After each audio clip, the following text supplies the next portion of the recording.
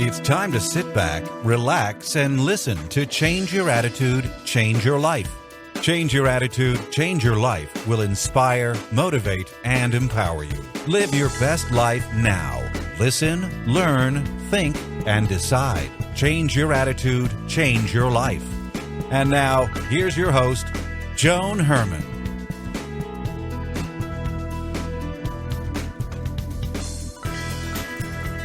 Welcome to Change Your Attitude, Change Your Life. You're listening to us in your neighborhood from coast to coast and around the world. Thanks for tuning in. I'm Joan Herman, author, speaker, and your host. Change Your Attitude, Change Your Life brings you interviews with some of the most inspirational and influential people in the world. It's our goal to educate and empower you so you can live your best life now.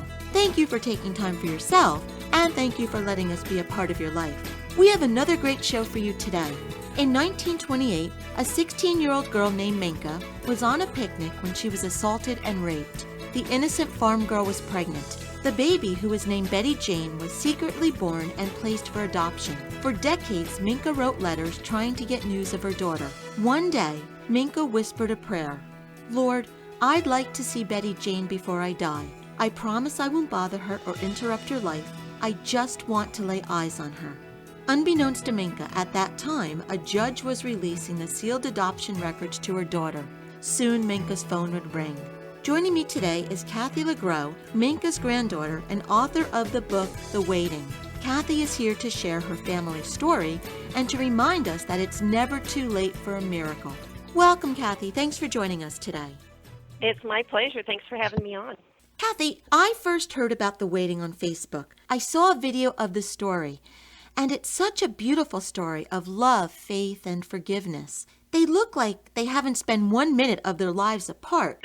So, when you were growing up, did you know your aunt was adopted? Well, actually, my mother was Minka's second daughter that she had nearly 20 years after Betty Jane. So I grew up knowing Minka as my grandmother, but I knew nothing of this story until 2006. So Minka was a young girl in 1928 when she was raped. She was so innocent, she didn't even know she was pregnant, and she had no idea how a child would be conceived. So how did she realize she was going to have a baby, and what happened to her once her family found out?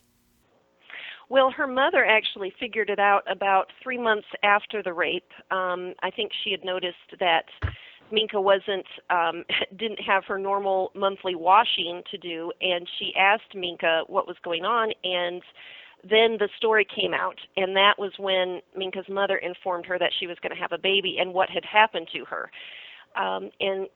This was 1928. This was a Dutch immigrant family, and things were certainly very different back then, and so they sent Minka away to have the baby. They didn't tell anyone, not even Minka's younger sister.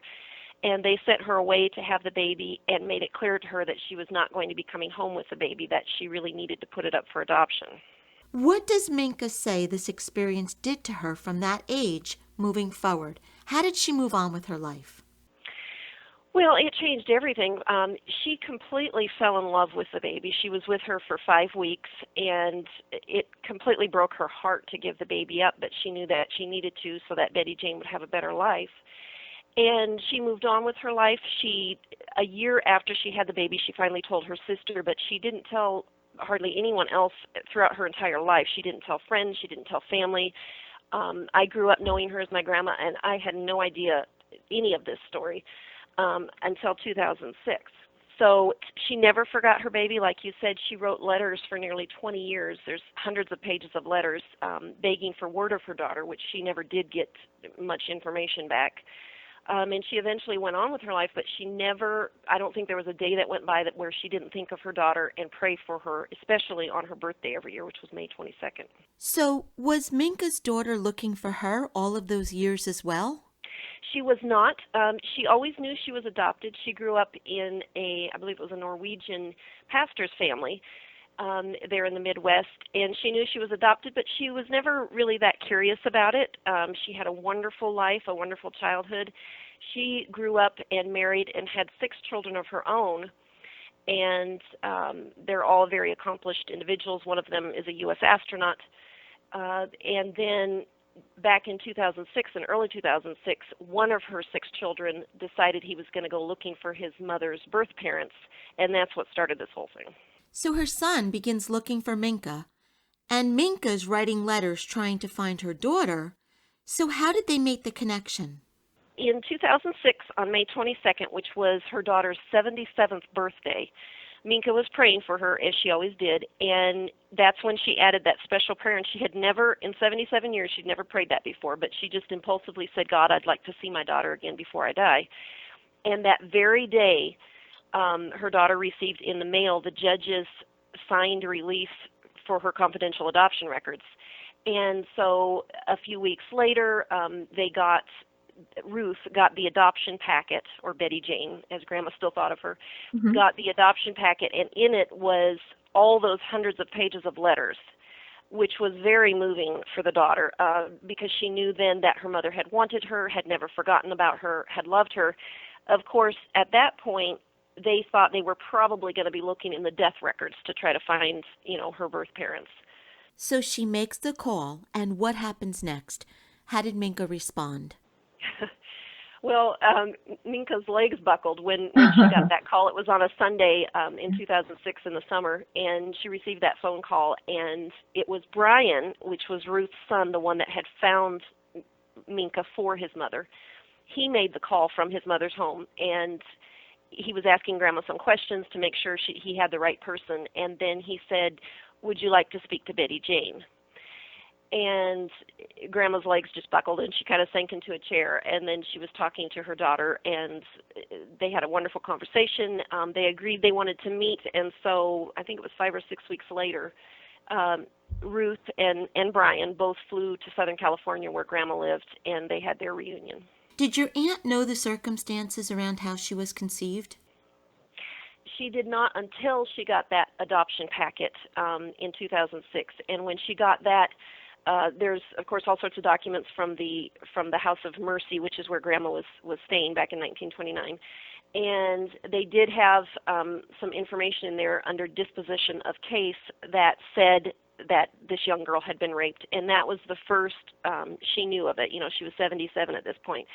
And that was hard for her and her son and her family. They, of course, that caused them some anger and some heartache.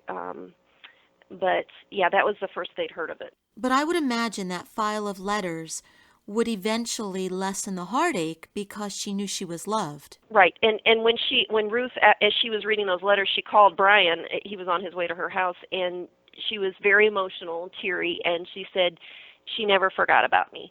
And that was the moment when she knew for sure that she would want to contact Minka if she was still alive, because she could see in those letters how much her mother loved her. And I have received copies of all of those letters, and just reading through them made me cry. Just so this young girl just loved her baby so much. And I cried watching the video. It's such a beautiful story. That's why I wanted to share it. So, Cathy, looking at this story from the outside, what you've learned, how do you think Minka was able to deal with the rape and the loss of her child? Well, I will tell you this, even before I knew any of this, I would say, and my brothers would have said, that Grandma was the most extraordinary person we'd ever known. She had extraordinary strength. Physically, of course, she lived to nearly 103 years old, but also emotionally, she was the type of person that I never heard her complain one time in 40-something years that I knew her. She was always working, always busy, always doing things for other people. She just had an extraordinary strength and also faith in God. When she grew up Lutheran, and then, of course, as she became an adult, her faith in God just grew stronger. And she just believed and trusted that her daughter was having a good life, and that was being, cared for and loved. Cathy, what do you think the lessons are from this story? The one thing that I take away from the story more than anything, and of course there's so many facets to it, but the thing that I learned from Grandma is never, ever, ever give up. Grandma did not, she never gave up. I mean, she didn't give up on life until she absolutely had to, till the last minute. She never gave up on her family. She didn't give up on people, and she never gave up on the knowledge that she had in her heart that her daughter, that she'd done the right thing and that her daughter would have a good life. Cathy, what is your family like now? We're very close, and the really neat thing is when Grandma and Ruth finally did meet each other in 2006, or had their reunion rather, and Brian, and my brother had flown down there. He's the one that took that videotape that you saw of the reunion, and they all said the same thing from the very first moment. It was as though they had known each other their entire lives. And I finally met Ruth and Brian in 2013, I believe it was, and it was the exact same thing. It's so weird, but it's as though we've known each other our entire lives, like we had just maybe not seen each other for a while, but we're extremely close now. Brian, who is the son that found, Minka for his mother, and he's my cousin, of course, he and I text nearly every day. We're just very close. You chuckled when I said it before, but when you watch the video, it comes across like they have never spent a moment apart. It absolutely was like that. It's rather uncanny. The book is The Waiting by Cathy LaGrow. If you'd like to get more information about this story, you can visit Cathy's website, CathyLaGrow.com. That's Cathy with a C, CathyLagrow, CathyLaGrow.com. Cathy, in our final moments, what is something you would like our listeners to take away from this interview? Well, there was so many themes to Grandma's story. There was, the love of a mother for her child that just endured. And, not every story ends up as wonderful as hers did. But her enormous love and faith and personal strength, hearing stories about people helps us to have that same strength in our own moments of decision or turning. And I think that's why Grandma's story just resonates with so many people as it has, is that, we can draw strength from her story. Do you think Minka was able to forgive the rapist? She was. She didn't spend much of her life thinking about the rapist, but then after the reunion in 2006, when she said goodbye to Ruth and Brian and they drove away from her house to go to the airport, she turned to go back into her home, and she said she heard in her mind the words, "Now you can forgive him." And she knew exactly who it meant. It meant the man who had raped her. And so she stood right there in her doorway and thought back on everything, and she forgave him. Cathy, thank you so much for being here with us today. I love this story, and it was a pleasure having you join us. Thank you so much. We'll be right back.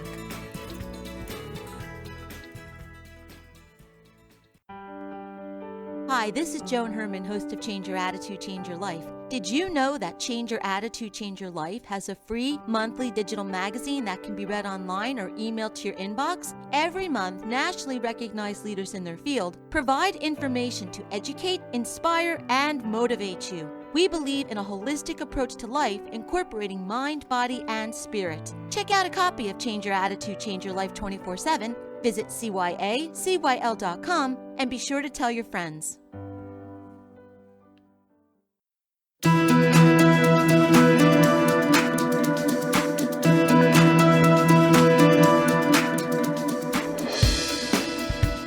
Thank you for joining us today. We hope you found the show informative. At Change Your Attitude, Change Your Life, we believe that knowledge is power. Take what you've learned, apply it, and live your best life now. Remember that the information provided are the opinions of our guests and should never replace the advice of a professional who knows your personal situation. If you'd like more information, visit our website, cyacyl.com. That stands for Change Your Attitude, Change Your Life.